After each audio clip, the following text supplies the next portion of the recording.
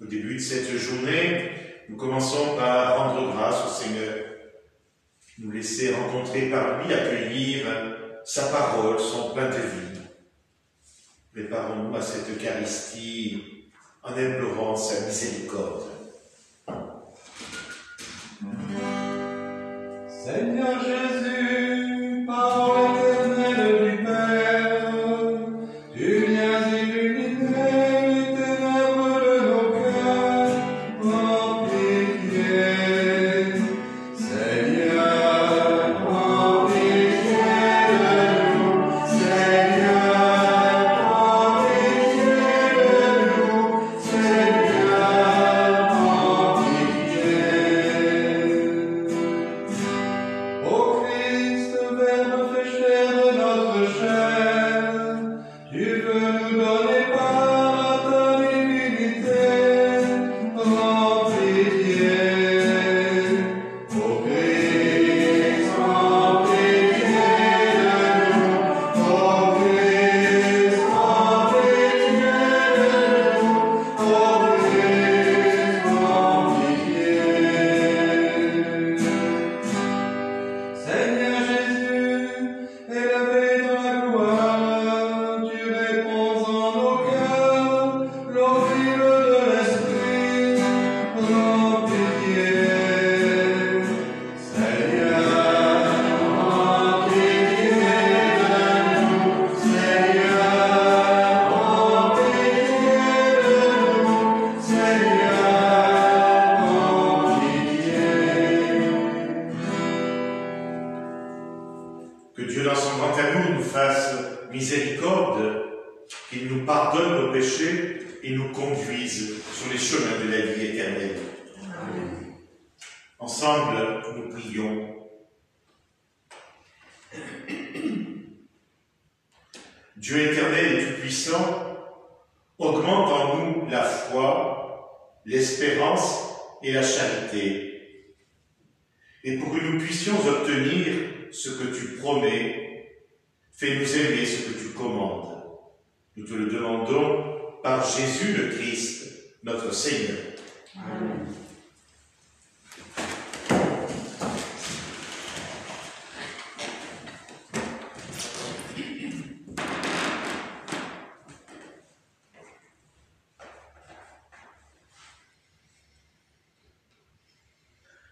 Lecture de la lettre de Saint Paul apôtre aux Philippiens. Frères, ensemble, imitez-moi et regardez bien ceux qui se conduisent selon l'exemple que nous vous donnons. Car je vous l'ai souvent dit, et maintenant je le redis en pleurant. Beaucoup de gens se conduisent en ennemis de la croix du Christ. Ils vont à leur perte. Leur Dieu, c'est leur ventre. Et ils mettent leur gloire dans ce qui fait leur honte. Ils ne pensent qu'aux choses de la terre. Mais nous avons notre citoyenneté dans les cieux, d'où nous attendons comme Sauveur le Seigneur Jésus-Christ, lui qui transformera nos pauvres corps à l'image de son corps glorieux, avec la puissance active qui le rend même capable de tout mettre sous son pouvoir.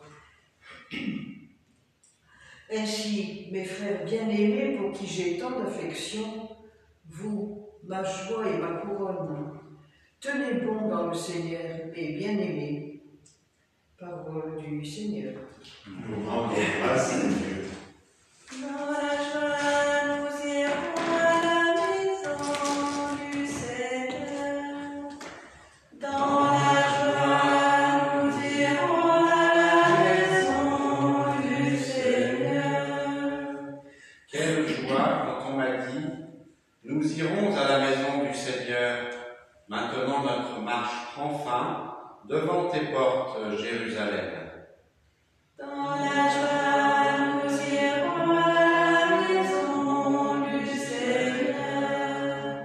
Jérusalem, te voilà dans tes murs, ville où tout ensemble ne fait qu'un. C'est là que montent les tribus du Seigneur. Dans la joie, nous irons à la maison du Seigneur. C'est là qu'Israël doit rendre grâce au nom du Seigneur. C'est là le siège du droit, le siège de la maison de David. Dans la joie, nous irons à la maison du Seigneur.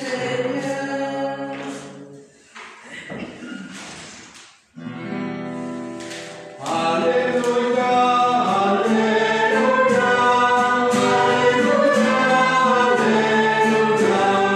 Alléluia, Alléluia, Alléluia, En celui qui garde la parole du Christ, l'amour de Dieu atteint vraiment sa perfection. Alléluia, Alléluia, Alléluia, Alléluia, Alléluia, Alléluia, Alléluia. Le Seigneur soit avec vous. Évangile de Jésus-Christ selon saint Luc. Gloire à toi, Seigneur.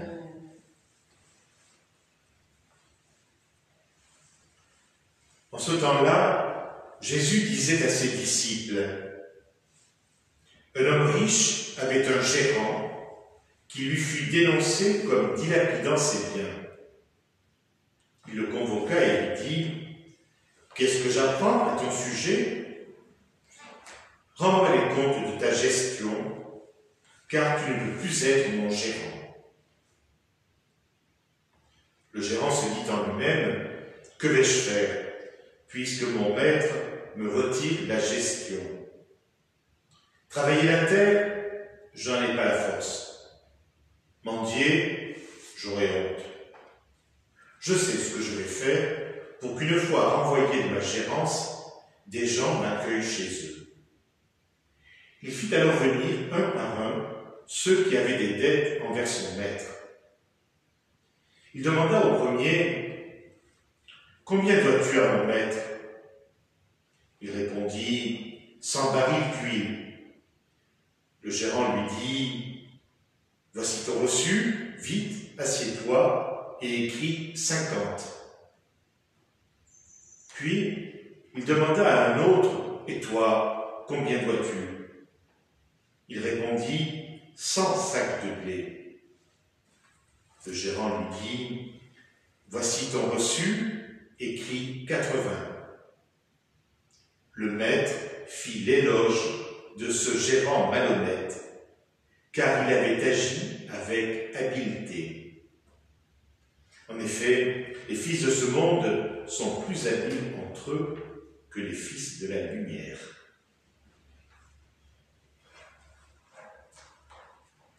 Acclamons la parole de Dieu. Louange à toi, Seigneur Jésus.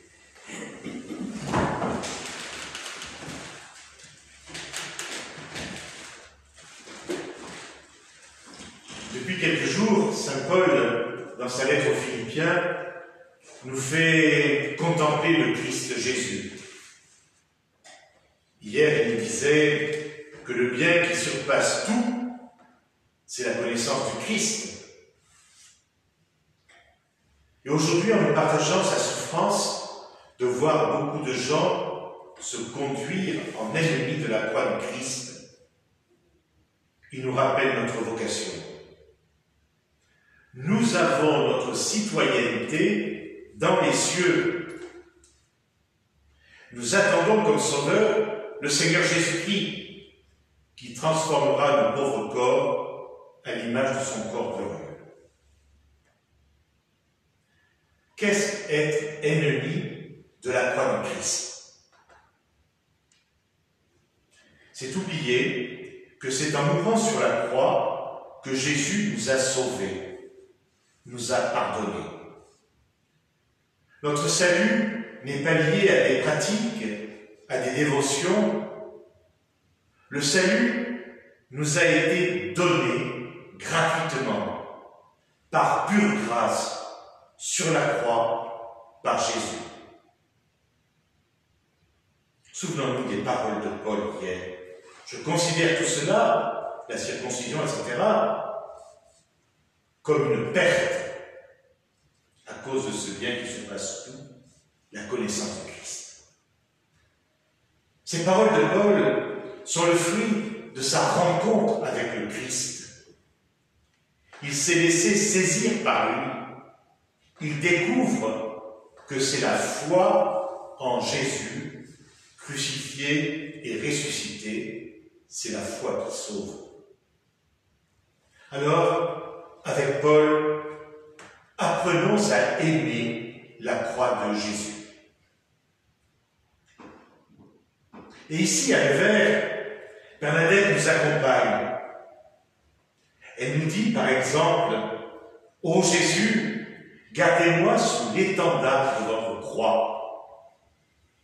Que le crucifix ne soit pas seulement sous mes yeux, sur ma poitrine, mais dans mon cœur, vivant en moi. » L'autre jour, elle dit, il faut y faire attention, car c'est beaucoup de bien faire le signe de la croix. Accueillons aussi le témoignage de ses sœurs, touchées par la manière dont Bernadette se revêtait du signe de la croix. Je l'ai vue souffrir moralement et physiquement. Dans ses souffrances, elle n'avait jamais un mot pour exprimer de la peine. Elle prenait son crucifix, le regardait, et c'était tout. Sa manière de faire le signe de la croix me touchait profondément. Plusieurs fois, nous avons essayé de le reproduire, mais en vain. Bien que ce signe de la croix soit pour nous aujourd'hui signe de notre foi, de notre amour du Christ Jésus et de notre espérance en notre résurrection au dernier jour. Si dans l'Évangile l'éloge du gérant malhonnête nous déroute, ne nous trompons pas. Jésus ne fait pas l'éloge de la malhonnêteté, il fait l'éloge de l'habileté.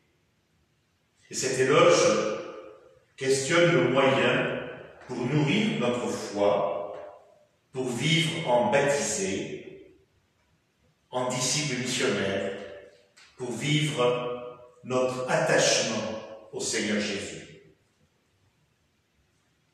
Quels moyens nous donnons-nous pour répondre à notre vocation? Aimons-nous la croix de Jésus? Amen.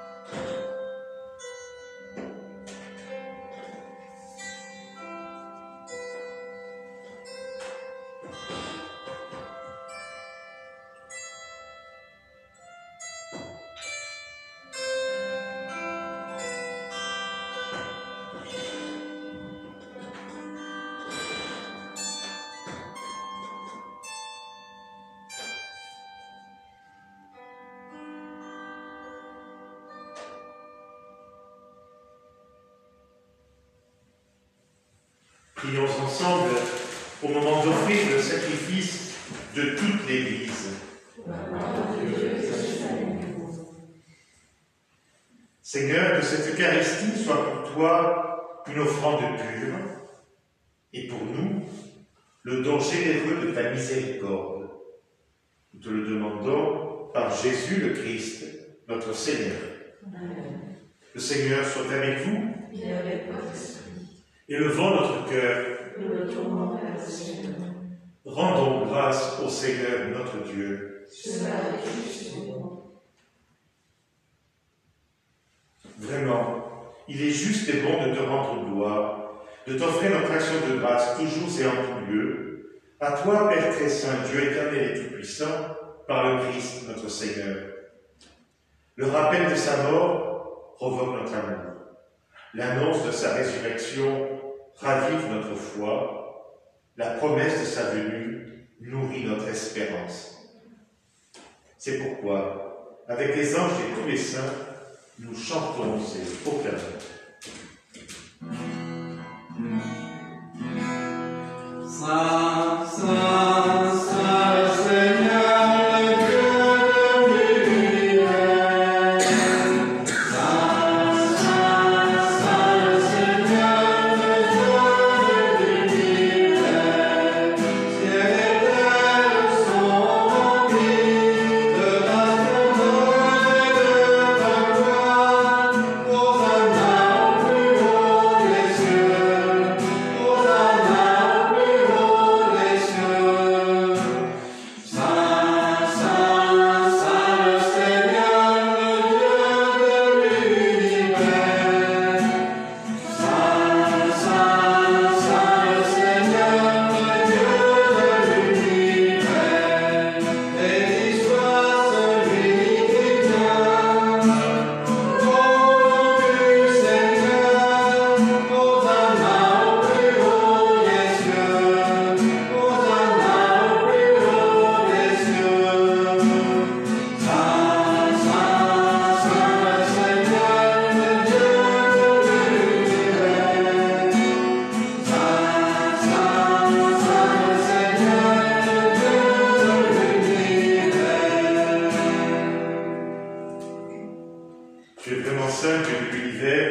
et toute la création proclame ta louange, car c'est toi qui donnes la vie, c'est toi qui sanctifies toutes choses par ton Fils, Jésus-Christ notre Seigneur, avec la puissance de l'Esprit Saint. Et tu ne cesses de rassembler ton peuple afin qu'il te présente partout dans le monde une offrande pure. C'est pourquoi nous te supplions de consacrer toi-même les offrandes que nous apportons. Sanctifie-les par ton Esprit pour qu'elles deviennent le corps et le sang de ton Fils, Jésus-Christ notre Seigneur, qui nous a dit de célébrer ce mystère. La nuit même où il fut livré, il prit le pain. En te rendant grâce, il le bénit, le rompit et le donna à ses disciples en disant « Prenez et mangez-en tous, ceci est mon corps livré pour vous. »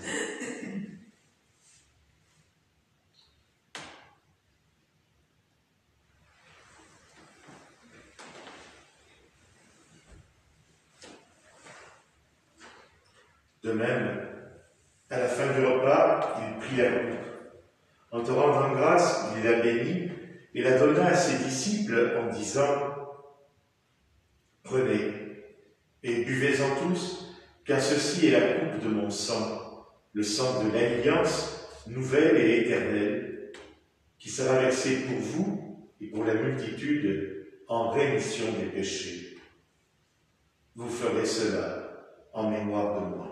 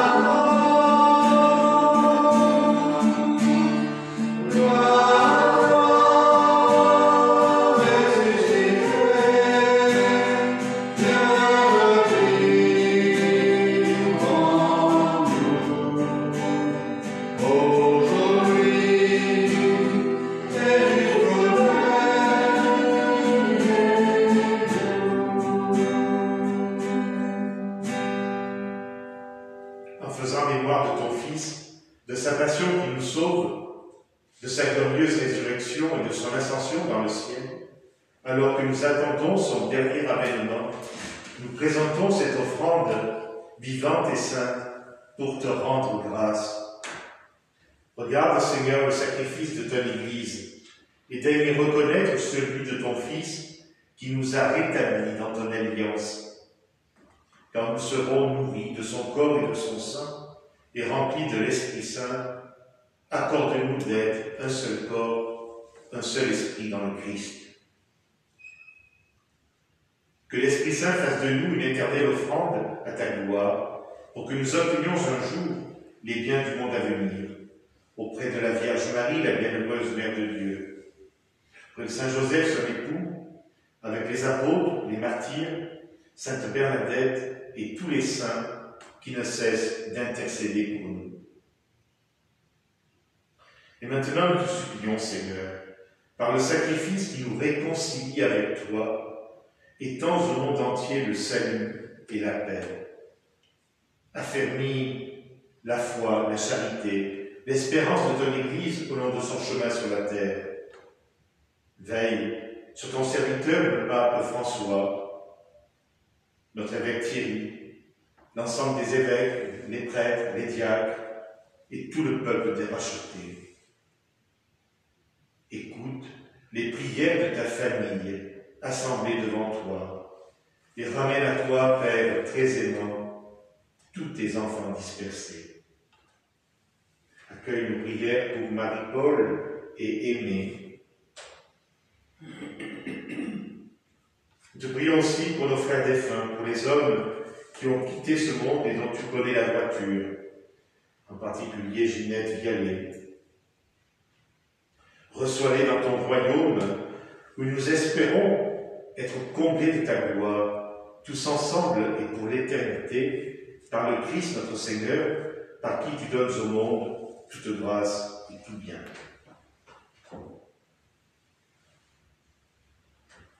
Par lui, avec lui et en lui, à toi, Dieu le Père Tout-Puissant, dans l'unité du Saint-Esprit, tout honneur et toute gloire pour les siècles des siècles. Amen.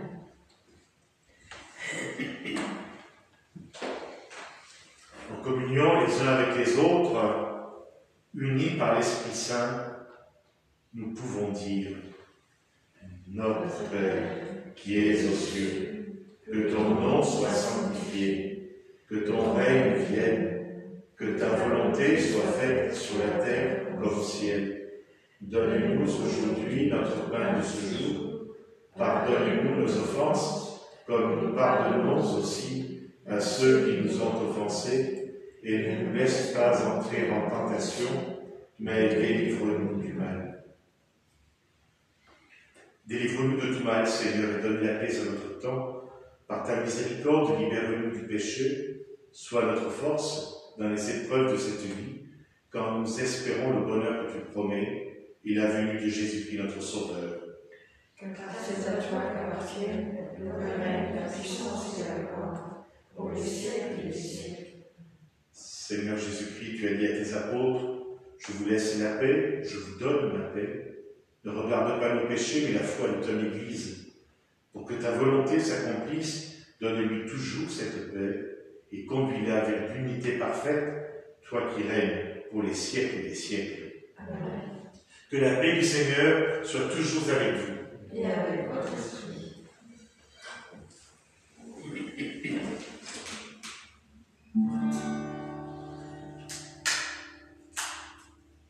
Agneau de Dieu qui enlève le péché du monde, en pitié de nous, Seigneur, en pitié de nous, Seigneur. Agneau de Dieu qui enlève le péché du monde, en pitié de nous, Seigneur, en pitié de nous, Seigneur. Agneau de Dieu qui enlève le péché du monde, donne-nous la paix, Seigneur, donne-nous la paix, Seigneur. Heureux les invités au repas du Seigneur. Voici l'agneau de Dieu, celui qui enlève le péché du monde. Seigneur, Je suis